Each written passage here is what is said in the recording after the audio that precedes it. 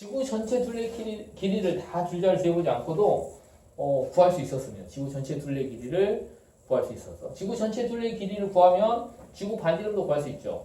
지구 반지름은 어떻게 됩니까? 지구 반지름을 R이라고 한다면 지구 전체 둘레 길이는 어떻게 되죠? 2파이 R이 되죠. 그래서 이 둘레 길이 전체를 알면 이걸 갖다가 2파이로 나눠주면 R을 구할 수 있겠죠. 그래서 지구 반지름도 구할 수 있는 이런 방법을 이용한 건데 그걸 이제 우리가 오늘 배우면 되겠습니다. 지구의 크기를 구하는 방법. 우리가 수학을 열심히 공부해야 되는 이유가 이렇습니다. 만약에 에라토스테네스가 이 수학 공식이라고 할까? 이 수학적 원리를 몰랐다고 한다면 어떻게 해야 돼? 줄자로 전 세계를 돌면서 지구 전체를 다 구해줘야 된단 말이야. 근데 그러지 않고도 간단한 수학적 사실을 이용해서 수학적 원리를 이용해서 구했습니다. 근데 이제 이 두 개의 원리를 이용해야겠다라고 마음을 먹고 이제 측정을 하는데 가정을 해줬습니다. 두 가지 가정이 있어요. 이것도 두 개입니다. 가정 두 가지가 있다. 지구는 완벽한 구형이라고 가정했습니다. 지구는 완벽한 구형이다. 실제 지구는 완벽한 구형입니까? 아니죠. 적도가 약간 더 반이 더 큽니다. 실제는 지구는 이런 모양입니다. 이렇게 낙자 모양. 너무 심하게 그렸고 거의 구에 가깝죠. 너희들 인공위성이 찍은 사진을 보면 거의 구형에 가까운데 실제는 완벽한 구형은 아니다. 이렇게 근데 구형이라고 가정해준 거야. 그 다음에 태양광선은 어떻게 지구를 향해서 어떻게 온다? 태양광선은 평행하다. 태양광선은 평행하게 온다라고 가정을 해줬습니다. 실제 태양광선은 평행하게 올까요? 완벽하게 평행은 아니죠. 왜냐하면 너희들이 이제 여기 형광등에서 빛이 오잖아요. 빛이 오면 이 빛이 평행하게 오지 않죠. 여기에 빛이 있다고 한다면 이 전구가 있다고 한다면 전구에서 나오는 빛이 이렇게 쫙 퍼져나가잖아. 그죠? 그러면 요 두 개의 광선은 평행합니까? 평행하지 않죠. 엄밀하게 말하면 이렇게 퍼져나가는 과정이란 말이야. 근데 이 광원에서부터 많이 멀어지면 거의 평행에 가깝다는 거지. 이해됩니까? 그래서 지구에서 지구로 들어오는 태양광선은 북극지방이나 적도지방이나 남극지방이나 거의 같다고 할 수 있습니다. 이 오차가 아주 적기 때문에 거의 평행하다 봐도 무방해. 근데 그렇게 가정해 준 거죠. 에라토스테네스도 실제 이렇게 가정해 줬고 이렇게 해서 이제 측정을 해줬는데 어떻게 측정했냐? 자,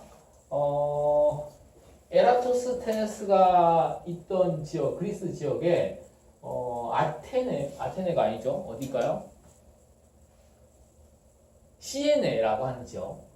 시에네라고 하는 지역에 우물이 있습니다. 근데 그 우물에 우물이 이 정도 존재하겠죠. 우물이 이렇게 있습니다. 우물의 방향은 어디를 향할까요? 우물은 어디를 향해서 뚫죠? 지구 중심을 향해서 뚫죠. 그러면 이 우물을 쭉 연장해 보면 지구 중심을 딱 지날 겁니다. 어느 날 관찰해 보니까 이 시에네에 있는 우물에 태양빛이 쫙 들어와서 정확하게 우물의 바닥에 딱 내리 꽂더라. 그러면 이 우물이 있는 지역, 이 시에네 지역의 태양광선이 지면에 대해서 수직하게 들어오고 있다라고 말할 수 있겠죠. 여기에다가 시에네에다가 막대를 세워놓으면 막대 그림자가 안 생긴다라고 할 수 있겠지. 그죠? 그때 그 시각에 알렉산드리아 지역의 막대, 알렉산드리아 지역에 있는 막대에는 어떻게 되냐? 이 지구는 이렇게 휘어져 있기 때문에 공류를 가지고 있기 때문에 알렉산드리아 지역에는 반드시 어때야 돼? 태양광선 평행하니까 그림자가 생기겠죠. 이걸 가지고 지구의 크기를 측정했다는 거야. 정말 천재에 가깝지 않습니까? 천재로 볼 수 있죠. 자, 어떻게 했냐면 에라토스테네스가 생각한 겁니다. 지구 전체 둘레의 길이를 구하기 힘드니까 요만큼만 구하자. 알렉산드리아에서부터 시에네까지의 길이만 구하고 요 부채꼴의 요 각도만 알면 요 각도 세타라는 표현 혹시 배웠습니까? 배운 사람도 있고 안 배운 사람도 있는데 각도를 보통 표현할 때 세타로 표현합니다. 미지수를 우리가 x로 표현하잖아요. 임의의 각도를 표현할 때 이렇게 쓰고 세타라고 있습니다. 세타. 자주 발음을 해보세요. 세타. 이 각도를 측정하면 이 길이랑 이 각도를 측정하면 비례식을 세워서 세타 대 요 길이를 스몰 l로 이렇게 표현해보면 요거는 전체 각도 얼마죠? 360대 전체 둘레의 길이는 2파이 r이니까 요걸 구할 수 있을 것이다 라고 생각한 거야. 요 길이 어느 정도 짧으니까 지구 전체의 둘레에 비하면 짧으니까 요거 직접 구하고 요 각도를 측정하는 게 이제 관건이었단 말이야. 근데 우리가 이 수학적 사실을, 이 수학적 원리를 모르면 어떻게 하냐? 땅까지 파고 들어가서 이 각도기 들고 가서 여기서 측정해 줘야 된다는 얘기지. 지금 기술로도 그건 불가능하잖아요. 그런데 이 수학적 사실을 이용해서 직접 들어가 보지 않고도, 지구 중심까지 직접 들어가 보지 않고도 이 각도를 알 수 있었죠. 어디를 측정하면 됩니까? 그렇죠. 여기를 측정하면 되겠죠. 요 그림자와 이루는 이 각도, 그림자와 이 막대가 이루는 이 각도를 이용해 보면, 평행광선과 막대가 이루는 이 각도를 측정해 보면 중심과 같죠. 이 두 개의 광선이 평행하니까 억각으로 서로 같다. 그래서 이 각도를 측정하고, 그 다음에 요 길이는 어떻게 해야 돼? 요 길이는 직접 측정을 해줘야 됩니다. 직접 측정을 해서 비례식을 세워서, 그러니까 요 길이는 직접 측정해줘. 어쩔 수 없이. 그 다음에 그림자를 이용해서 이 세타의 각도를 측정하면 360이라는 건 상수니까 요 값을 구할 수 있겠죠. 그래서 에라토스테네스가 지구의 크기를 측정한 이 원리를 이해해주면 되겠다. 이렇게 해서 측정을 했더니 얼마가 나왔냐면 지구의 전체 반지름의 크기, 지구 전체 둘레, 그리고 지구 반지름의 크기가 7,300km 정도가 나왔습니다. 7,300km 정도가 나왔어요. 우리는 값을 외우고 있죠. 지구의 반지름의 길이 이미 알고 있죠. 얼마인지. 이 정도는 우리가 이제 상식으로 외워놔야 됩니다. 그럼 뭐 할 수 있다? 외워놓으면 잘난 척 할 수 있잖아요. 그죠? 너 지구 반지름 얼마인지 알아? 이렇게 잘난 척 할 수 있단 말이야. 얼마입니까? 잘난 척 한번 해보세요. 그렇지. 6,400km입니다. 6,400km가 실제 반지름이란 말이야. 그런데 그거에 비해서 어떻습니까? 거의 비슷하게 나왔잖아. 6하고 7은 거의 같잖아요. 1000km 가까이 틀렸는데요. 6하고 7은 거의 같다고 볼 수 있지, 진짜. 그래서 에라토스테네스가 구한 값이 이 정도, 그 당시에 값으로 이 정도 나왔는데 상당히 근접하게 나왔어. 하지만 오차가 생겼죠. 이 오차가 생긴 이유도 두 가지 때문입니다. 자, 오차가 생긴 이유. 오차가 발생한 이유. 왜 발생했을 것 같습니까? 구형이라고 가정했는데 구형이 아니야. 실제는 구형이 아니었기 때문에 오차가 생겼고, 그 다음에 또 평행하게 하면 아닙니다. 태양빛은 평행합니다. 거의 평행해. 이건 거의 오차를 줄만하지 않아. 주는 그 영향을 끼치지 못합니다. 거리를 잘못했습니다. 그렇지. 거리를 이걸 줄자로 쟀겠어? 뭘로 쟀겠어? 레이저 포인터로 쟀겠어? 어떻게 했겠어? 이걸 잴 때 어떻게 했냐면 노예를 시켜서, 이 거리가 어느 정도 되냐면 거의 한 900km 정도 된단 말이야. 900km면 지구 서울에서 부산까지 거리의 2배보다 더 크죠. 설마 걸어갔어요? 이걸 걸어서 측정했습니다. 누가 걸었냐? 에라토스테네스가 안 걸었어. 노예를 시켜서 걷게끔 했습니다. 어떻게 했을까요? 노예를 딱 걷게끔 하고 이 보폭을 재겠죠. 보폭이 30cm다. 딱 재면 노예 보고 이 걸으면서 몇 번 걸었는지 세고 있어. 라고 해서 그걸 했는데, 노예가 걷다 보면 힘들면 조금 걸을 테고, 좀 기분 좋아하면 좀 더 보폭을 좀 크게 할 테고 해서 정확하지 않았겠죠. 이 거리를 측정하면서 노예가 몇 명 죽었다고 합니다. 몇 명을 희생해가면서 이렇게 측정한 거야. 에라토스테네스가. 안녕. 지호 맞지?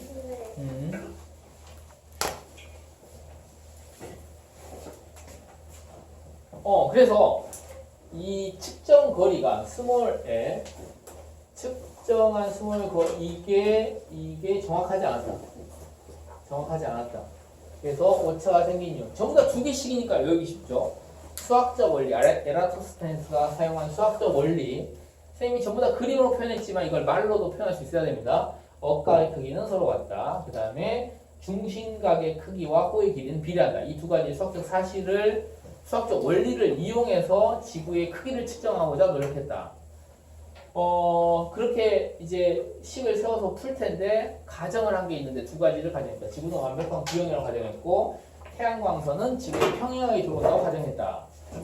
그런데 실제 해보니까 약간의 오차가 생겼다. 그 오차가 생긴 이유는 두 가지. 지구가 완벽하게 구형이 아니었기 때문에 그 다음에 측정한 길이가 부채꼴의 호의 길이를 측정했는데 알렉산드리아에서부터 시내까지 거리를 측정했는데 이 측정 거리가 정확하지 않았다.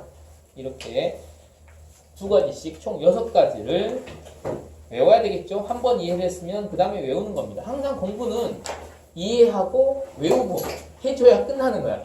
이해만 하고 쭉 넘어가잖아요. 그럼 어떻게 되냐? 한 달 있으면 다 까먹어버려. 그래서 이해하고 암기까지 다 완벽하게 해주기 바랍니다. 요즘은 어떻게 돼요? 요즘에는 어떻게 돼요? 아, 요즘은 어떻게 되냐? 또 날카로운 질문을 하는 또 제목이. 요즘에는 측정 기술이 많이 발달돼 있잖아요. 그러니까 요즘에는 뭐 인공위성에서 시야각을 이용해서 지구의 크기를 딱 측정할 수도 있을 테고, GPS 장치를 이용해서 측정할 수 있을 테고, 좀 더 정밀하게 측정하는 거죠. 측정 기구가 많이 발달돼 있으니까. 자, 133페이지 학습 내용 체크를 볼까요? 에라토스테네스는 지구의 크기를 측정하기 위해 지구를 완전한 구이고 지표에 들어오는 햇빛은 평행하다고 가정하였다. 에라토스테네스가 지구의 크기를 구하기 위해서 실제로 측정한 값은 알렉산드리아의 막대와 막대의 그림자의 끝이 이루는 각과 이상하네. 각도와 시에네와 알렉산드리아 사이의 거리이다. 이 두 개를 측정해서 지구의 크기를 측정했습니다. 여기까지 잘 이해가 됐죠? 그 다음에 이제 지구의 자전을 보도록 합시다. 오늘 진도를 조금만 나가기로 했는데 선생님 욕심 것도 너무 많이 나가면 안 되는데. 자, 지구의 자전. 아침마다 태양이 어디서 뜹니까? 동쪽에서 뜨죠? 동쪽이 어딘가요? 이쪽이 동쪽입니다. 이쪽이 동쪽이야. 정확히 말하면 약간 이 일산 지역이 비스듬하게 지어졌거든. 그래서 정확히 말하면 약간 이쪽이야. 약간 이쪽. 약간 이쪽. 근데 우리 여기라고 해보죠. 편하게. 여기가 동쪽입니다. 이쪽이 무슨 쪽인가요? 남쪽. 잠깐 내가 위치를 잘못 알고 남쪽이 이쪽이 남쪽이야. 남쪽. 아닐 수도 있는데 잠깐만 그냥 해보자. 이게 동쪽이라고 이게 남쪽이라고 해봅시다. 그럼 저쪽이 무슨 쪽이 될까요? 북쪽이 되겠죠. 이쪽이 서쪽이 됩니다. 그럼 태양이 동쪽에서 떠서 이렇게 서쪽으로 진단 말이야. 달도 그래. 별도 그래. 모든 것들이 다 그렇습니다. 모든 것들이 전부 다 동쪽에서 떠서 서쪽으로 지는데 모든 것들이 다 약속하고 그렇게 움직이자 이렇게 했었을까? 아니면 그놈들은 움직이지 않고 가만히 정지 있을까? 가만히 정지 있습니다. 누가 움직이는 거야? 너희들이 움직이는 거야. 너희들이 밟고 있는 이 땅바닥이 이렇게 떠서 움직이는, 이렇게 동쪽에 떠서 서쪽으로 지는데 실제로는 이 땅바닥이 서쪽에서 동쪽으로 이렇게 가는 거지. 그러니까 움직이는 것처럼 보이지. 너희들 움직이고 있는 거 느껴집니까? 쌩쌩 움직이고 있는 게 느껴집니까? 전혀 안 느껴지죠. 그런데 실제로는 달이랑 태양이랑 별들은 그냥 고정되어 있는 거, 거의 고정되어 있는 것이고 지구가 움직이는 거다라는 거죠. 너희들이 과학을 안 배웠다고 하는 옛날에 사람들은, 조선시대 사람들은 지구가 움직인다고 한다면 미친놈 소리를 들었겠죠. 근데 우리들은 과학을 배웠단 말이야. 그래서 알고 있어. 이 천체가 어떻게 움직이고 있구나. 이걸 조선시대 사람들에 비하면 너희들은 알고 있다라는 그 사실이 너무 감동으로 벅차오르지 않습니까? 나는 지구가 움직이고 있다는 거 알고 있어. 그러지 않아? 나만 그런가? 그래서 뭔가 태양이 움직이든 지구가 움직이든 똑같은 현상인데 그거를 실제 어떤 현상인지 알고 있다는 사실이 희열감을 줄 수 있죠. 우리가 과학을 배우는 이유가 그런 것이고. 자, 이러한 운동을 뭐라고 하냐면 이러한 태양의 운동을 일주 운동이라고 합니다.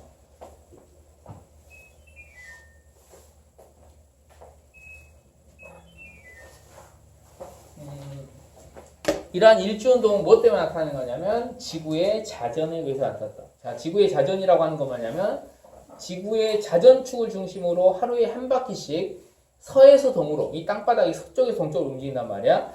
서에서 동으로 움직이는 현상을 자전이라고 하고, 이 자전의 결과 모든 일조운동이 나타납니다.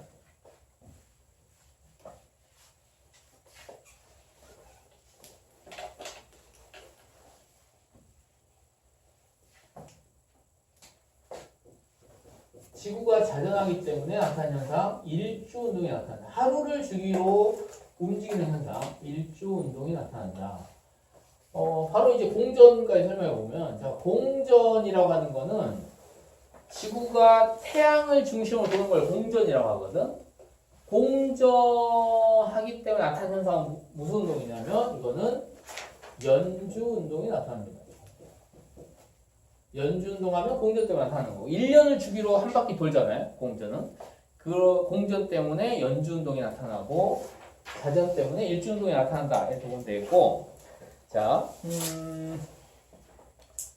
자, 여기에서, 그 아래쪽에 보면 여러 가지 좀 지구과학 2에서 나오는 내용이거든. 고등학교 2학년, 3학년들이 배우는 지구과학 2에서 천군이, 천정이니, 천구의 적돈 이런 것들이 나있는데 간단하게만 설명해 보겠습니다. 이거 몰라도 상관없습니다. 전혀 몰라도 상관없는데, 자, 천구라고 하는 건 뭘 천구라고 하냐면 가상의 구입니다. 우주의 끝은 없죠. 우리가 관측 가능한 우주 이상 어떤 뭐 우주의 경계선이 있거나 그러지 않는단 말이야. 그런데 가상의 원을 생각하는 거야. 그 가상의 원 안에 가상의 구죠. 가상의 구에 구를 우리가 가정을 하고 거기에 모든 별들이 이 2차원 평면 안에 별들이 박혀 있다라고 취급하고 이제 우리가 별의 위치를 정하는 거거든. 그 가상의 구를 천구라고 한다. 한번 밑줄 그어볼까요? 이거는 뭐 외울 필요는 없지만 너무 어려운 내용이고 좀 생소한 내용이기 때문에 학교에서 이런 거 전혀 하지 않습니다. 하이탑에만, 유일하게 하이탑에만 이게 나와 있는 거야. 자, 천구란 가상의 구. 여기다 밑줄 그어놓으세요. 가상의 구. 천구의 북극과 남극이 있습니다. 이런 구를 설정했는데 천구의 북극은 어디를 천구의 북극이라 하냐면 이 가상의 구 안에 지구를 딱 가운데 놓습니다. 그럼 지구의 자전축이 있겠죠? 자전축을 기준으로 지구가 이렇게 서에서 동으로 회전한다는 거지. 이 자전축을 쭉 연장했을 때 자전축 북극에서 출발해서 쭉 가겠죠? 연장했을 때 천구와 만나는 요 지점 여기를 천구의 북극이라고 한다. 당연히 쭉 아래쪽으로 연장해서 여기를 만나는 지역을 천구의 남극이라고 하겠죠. 그 다음에 천구의 적도도 있어. 천구의 적도는 지구의 적도가 이렇게 쭉 있을 텐데 지구의 적도를 쭉 연장했을 때 천구와 만나는 이 선, 이거를 천구의 적도라고 한다 하는 거야. 그 다음에 그러면 천구의 적도, 천구의 북극 여기까지 됐죠. 그 다음 천정과 천전은 뭐냐? 이거는 관측자의 위치에 따라 천정과 천전은 달라집니다. 벌써부터 이제 애들 몇 명씩 지금 포기하기 시작했는데 이거 몰라도 된다 그랬어. 그냥 참고로 알아놓고 하세요. 천구의 북극과 천구의 남극, 그 다음 천구의 적도는 관측자에 따라 달라지지 않습니다. 미국에 있는 사람이나 호주에 있는 사람이나 다 똑같아 이것들은. 그런데 천정과 천전은 관측자에 따라 달라져. 여기 이렇게 서 있는 이 관측자 입장에서 천정은 어디냐? 이 관측자를 쭉 수직으로 이은 요 점이 천정이라고 불러. 그 반대편 아래로 쭉 연장한 요 점을 천저라고 하고, 사람이 여기 서 있다고 해보자. 적도에 서 있는 이 사람, 적도에 있는 이 사람 입장에서 보면 여기가 천정이 되겠죠. 여기가 천저가 되겠죠. 천정과 천저라고 하는 것은 선생님이 가르치면서도 이걸 왜 하나 생각이 드는데 천정과 천저라고 하는 거는 관측자에 따라 계속 변한다. 이것만 알아놓으면 되겠습니다. 거기다가 밑줄 그어놓을까요? 거기 적어져 있네요. 조그만 것이요. 천정과 천저는 관측자의 위치에 따라 달라진다. 이렇게 알고 있으면 되겠습니다. 자, 여기까지는 이 134페이지 아래쪽은 너무 좀 어려운 내용이 좀 쓸데없이 나온 것 같고, 그 다음에 이제 135쪽에 넘어가서 보면 일주운동의 모양이 어떻게 나타나는지 한번 생각해 봅시다. 지구를 한번 그려보죠. 지구가 이렇게 있다. 지구의 자전축은 약간 기울어져 있는데 그걸 그냥 똑바로 세워서 한번 그려보겠습니다. 똑바로 세워서 그리나 기울어져 있으나 보는 방향에 따라 달라지는 거니까 뭐 상관없습니다. 자, 이게 지구의 자전축이라고 해보죠. 이게 적도가 있겠죠. 보통 누구를 기준으로 설명하냐면 북반구 중위도 지방에 있는 사람을 기준으로 설명합니다. 우리나라가 지금 북반구 중위도 지방 있잖아요. 북반구 중위도 지방에 있는 사람, 여기 있는 사람이죠. 이렇게 서 있는 사람. 이 사람을 기준으로 보통 많이 설명한단 말이야. 학교 내신에서도 이것만 나옵니다. 근데 하이탑에서는 또 유일하게 여기 있는 사람, 북극에 있는 사람은 어떻게 되냐, 적도에 있는 사람은 어떻게 되냐, 이런 것도 나와 있어. 이것까지 한번 해볼 텐데 우선은 북반구 중위도 지방에 있는 사람 입장에서 어떻게 보일지를 한번 생각해 보는 겁니다. 자, 너희들 입장에, 너희들 여기 서 있단 말이야. 여기 서 있는 사람 입장에서 보면 이 사람 입장에서 전체 우주를 다 볼 수 있습니까? 못 봅니까? 못 보죠. 전체 우주 중에 딱 절반만 봅니다. 왜 그러냐면 지구 땅바닥에 서 있기 때문에 그렇죠. 이 사람이 있는 위치에서 접선을 딱 그려보면, 접선을 이렇게 딱 그려보면 이 사람은 여기를 볼 수 있을까 없을까? 볼 수가 없죠. 선생님 여기 눈을 뜨고 샥 이렇게 바라보면 이거 보이는데요? 이거 어떻게 이걸 반박을 하면 되지? 태양이 어떻게 반박하면 돼? 시력이 안 좋네요. 시력이 안 좋아서 못 본다고? 그림이 잘 안 보여? 여기 볼 수 있을까 없을까 이 사람이? 볼 수 없습니다. 선생님 이렇게 쫙 해서 보면 보이는데요? 이 그림은 인간이 너무 크게 그려져 있어. 인간은 너무 크잖아요. 인간은 이 점에 딱 붙어 있으니까 접선을 딱 그렸을 때 이 접선 아래쪽을 못 보는 거죠.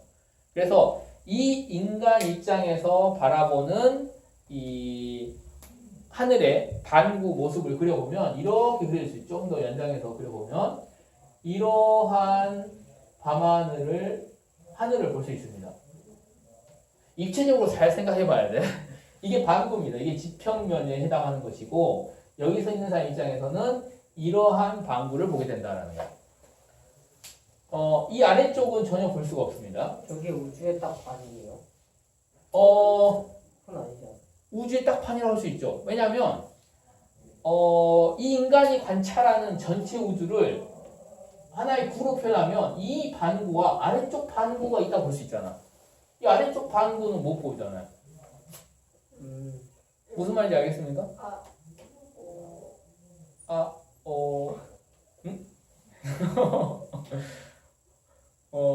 그래서 아래쪽은 못 본다는 게 지금 선생님이 설명하고자 하는 겁니다. 생각해보고 뭐 질문 있으면 질문하도록 하고. 자, 그 다음에 이 자전축을 쭉 연장했을 때 계속해서 가면 만나는 별이 뭐가 있죠? 북극 쪽을 쭉 자전축을 연장했을 때 만나는 별, 여기 있는 별, 이게 무슨 별인가요? 이게 북극성입니다. 북극성. 그러면 이 북극성을 여기 있는 관찰자 입장에서는 어디 있다라고 설명하냐면 자전축과 나란하게 이렇게 쭉 선을 그어줬을 때 여기 밖에 있다라고 설명하는 거야. 이거 이해됩니까? 쌤, 여기 있는 거와 여기 있는 건 차이가 크잖아요. 그런데 북극성은 매우 멀리 있기 때문에 쌤 그림상에서는 여기다 이렇게 그렸지만 실제로는 아주 멀리 있기 때문에 이 방향과 평행하게 그은 선 안에 북극성이 관측이 된단 말이야. 그래서 여기 이 반구 안에서 표현해보면 여기 북극성을 표현하면 됩니다. 그 상태에서 이제 지구가 어떻게 자전하는 거냐면 요렇게 자전하는 거란 말이야. 그러면 별들은 반대 방향으로 이렇게 이 사람 입장에서 이쪽 방향이 어느 쪽 방향일까요? 잘 생각해 보세요. 이 사람 입장에서 이쪽 방향 어느 쪽? 이쪽 방향 무슨 쪽? 이쪽 방향 무슨 쪽? 자, 이쪽 방향 무슨 쪽일까요? 동쪽 방향이 됩니다. 동쪽 방향. 이쪽 방향 무슨 쪽 방향이 될까요? 북극 쪽 방향이니까 북쪽 방향이 되겠죠. 이쪽 방향이 남쪽, 이쪽 방향이 서쪽 방향이야. 그래서 천체들이 전부 다 이 자전축을 중심으로 해서 이렇게 동쪽에 떠서 서쪽으로 이동하는 것처럼 보이는 거지.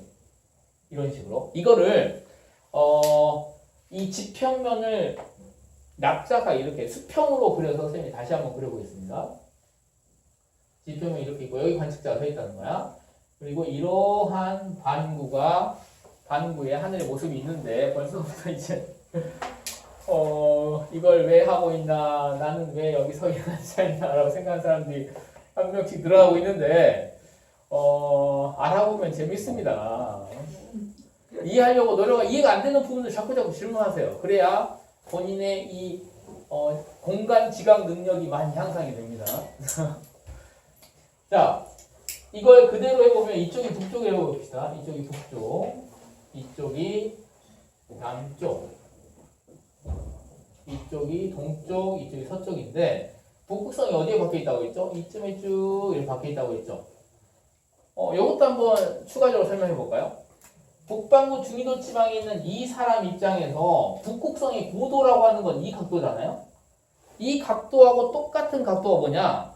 이 사람이 있는 위도입니다. 이 사람은 위도라고 하는 거는 적도로부터 이룬 이 각도를 위도라고 하잖아요. 이 각도랑 북극성의 고도는 같다라는 거야. 우리나라 지역, 우리가 있는 이 위치의 위도는 얼마냐면 북이 37도 정도 되거든. 그럼 여기에서 이 일산 이 지역에서 북극성의 고도를 관측해 보면 몇 도가 나올까요? 37도가 나옵니다. 그 이유는 그 사람의 위도와 북극성의 고도가 같다는 건 이 그림으로 증명할 수 있죠. 여기에다가 이 직각삼각형과 여기 쭉 연장선을 그어보면 이 직각삼각형과 요거를 비교해보면 여기 직각이니까 요 두 개 각도 더한 거는 같아야 되고, 따라서 요 두 개 더한 게 90도, 요 두 개 더한 게 90도니까 요거는 같죠. 외워놓으면 됩니다. 위도와 북극성의 고도는 같다. 북극에서 북극성의 고도를 측정하면 얼마 나올까요? 적도에서 북극성의 고도를 측정하면 얼마 나올까요? 0도가 나오죠. 적도에 있는 사람은 여기 있는 사람인데 이렇게 방구를 그리면 될 테고 땅바닥에 붙어있겠죠, 북극성이. 극지방에서는, 북극에서는 머리 꼭대기에 북극성이 있겠죠. 그러니까 90도가 나옵니다. 자, 선생님 너무 어렵게 설명하나? 너무 어렵게 설명하는 것 같기도 하고. 자, 여기 북극성 있습니다. 북극성 있고, 동쪽에서 이렇게 떠서 서쪽으로 지는 모습을 그려보면 이렇게 그림을 그릴 수 있죠. 동쪽에서 떠서 서쪽으로. 동쪽에서 떠서 서쪽으로 이렇게. 선생님이 분필로 그리면 그림을 정말 이쁘게 잘 그릴 수 있는데, 저 분필 교실로 바꿀까요? 이렇게 입체적으로 잘 생각해 보세요. 이렇게 천체들이 동쪽에서 또 서쪽으로 지는데 북반구 중위도 지방에서는 이렇게 비스듬하게 회전한다는 거야. 이해됐죠? 이 그림이 이해됐습니까? 이 그림이 이해 안 되는 사람 두 손 번쩍 들고 이렇게 춤 한번 춰보세요. 완벽하게 이해가 되네. 이 사람 입장에서 이제 이게 일주운동의 경로를 나타내는 건데, 이 북반구 중위도 지방에 있는 사람이 동쪽 하늘을 바라보고 카메라 셔터를 열어놓고 한 몇 시간 동안 딱 측정합니다. 그러면 별들이 이동하는 모습이 실처럼 선으로 딱 나타나겠죠. 밝은 선을 쭉 나타날 거야. 그 모습을 사진을 찍어서 이 현상에서 딱 여기다 붙여놨다고 보고, 그 다음에 서쪽 하늘, 그 다음에 남쪽 하늘, 그 다음에 북쪽 하늘, 동서남북으로 찍어서 표현해봤다고 했을 때, 이 북반구 중위도 지방에 있는 사람이 어떤 모습을 관측할 수 있을까? 자, 동쪽 아주 쉽죠? 이 사람이 동쪽 하늘을 보는 거야. 자, 어떻게 되고 있습니까? 어떻게 되고 있어, 별들이? 위로 올라가고 있죠? 비스듬하게 위로, 오른쪽 위로 이렇게 별들이 올라가는 이러한 일조의 모습이 나타날 겁니다. 그 다음에 서쪽 하늘을 보면, 이건 좀 어려운데, 자, 서쪽 하늘 봐봅시다. 이 안에 있는 사람이, 너희들이 이제 이 안에 있는 사람으로 빨리 감정이입을 해야 돼. 이 안에 딱 들어간 상태에서 이 바깥쪽 이렇게 내려가고 있는 이 별을 사진을 이 안에 들어가서 사진을 찰칵 찍어서 그걸 여기다 딱 붙인 거라고 보면 된단 말이야. 그럼 어떤 모습일까요? 오른쪽 아래로 이렇게 내려가는 모습이야. 요게 아닙니다. 요런 모습이 아니야. 요런 모습은 밖에 있는 사람이 관찰했을 때 이런 모습이잖아요. 근데 밖에 있는 사람이 아니라 이 안에 있는 사람 입장에서 서쪽을 사진을 찰칵 찍어서 여기다 딱 붙이면 어떤 모양이 나타나냐? 이런 모습이 나타난다라는 거야. 이거 이해되는 사람은 아주 공간 지각 능력이 훌륭한 사람입니다. 이해됩니까? 이해되나요? 그 다음에 이제 남쪽 하늘을 봐볼까요? 이 사람 제 남쪽 하늘을 보면 어떤 모습이 그려질 것 같습니까? 그렇지. 이런 모습이 그려지겠지. 이렇게 왼쪽에서부터 오른쪽으로 가는 이런 모습이 그려질 텐데 실제 이 곡선이 거의 수평에 가깝게 이렇게 그려집니다. 거의 수평에 가깝게 이 정도로 이렇게 그려진다. 그 다음에 북쪽 하늘을 관찰해 봅시다. 이 사람이 북쪽 하늘 관찰해 보면 북선을 기준으로 해서 이렇게 회전하는 모습이 그려지는데 그 회전이 시계 방향입니까? 반시계 방향입니까? 그렇지, 반시계 방향이죠. 그래서 북극성을 기준으로 해서 반시계 방향으로 회전하는 이런 모습이 그려진다. 이거 그냥 외우면 되냐고? 학교 내신에서는 그냥 외우면 됩니다. 그런데 우리가 학교 내신을 학교 내신보다 더 위에 거를 준비하기 위해서 고등학교 때 가서 또 뭐 경시대비라든가 학교 내신에서 뭔가 다른 친구들과 특출함을 위해서 우리가 공부하는 거잖아요. 그러기 위해서는 이해를 하는 게 필수죠. 학교 내신에서는 그냥 외우면 돼. 이렇게 학교 내신에서는 반에 승민이라는 친구가 있으면 승민이를 생각해 주면 됩니다. 승민이나 승지나 승우나 이런 애를 생각해 보면 승민이를 그려보면 승민이 이렇게 딱 그려보면 됩니다. 동서남북 이렇게 괜찮네요. 이걸 외워서 거의 대부분 근데 너희 학교 가면 이걸 어떻게 하냐? 당연히 외웁니다. 학교에서 거의 99%가 다 외워 그냥. 그런데 쌤이 한번 조금 한 1%의 기대를 가지고 한번 설명을 해보는 거야. 이해를 시키려고. 자, 하이탑에는 이것만 나와 있지 않고 뭐도 나와 있냐면 이게 북반구 중위도 지방에 있는 사람이거든. 북반구 중위도 지방이 아니라 극지방에 있는 사람은 동서남북이 어떻게 되겠냐? 이것도 한번 생각해 보세요. 적도에 있는 사람은 어떻게 되겠냐? 이것까지 이해하면 완벽하죠. 거의 천재죠, 천재. 자, 북극에 있는 사람 입장에서 이러한 반구를, 여기 있는 사람 입장에서 이러한 반구를 생각해 보는 거야. 그 다음에 적도지방에 있는 사람 입장에서 이러한 반구를 생각해 보면 어떻게 보이냐? 자, 잘 생각해 보세요. 극지방에 있는 사람은 동쪽 하늘을 보면 어떻게 보이냐? 이렇게 보입니다. 서쪽 방향을 보면 어떻게 보입니까? 이쪽으로 보입니다. 남쪽 방향을 보면 이쪽 방향 보입니다. 북쪽 방향 보면 이쪽 방향 보입니다. 왜냐하면 극지방에 있는 사람은 어떻게 되냐? 이 사람이 이렇게 서 있으면 이렇게 반구를 그려봤을 때 북극성이 여기 있잖아요. 북극성이 여기 있고 북극성을 기준으로 이렇게 반시계 방향 회전하니까 전부 다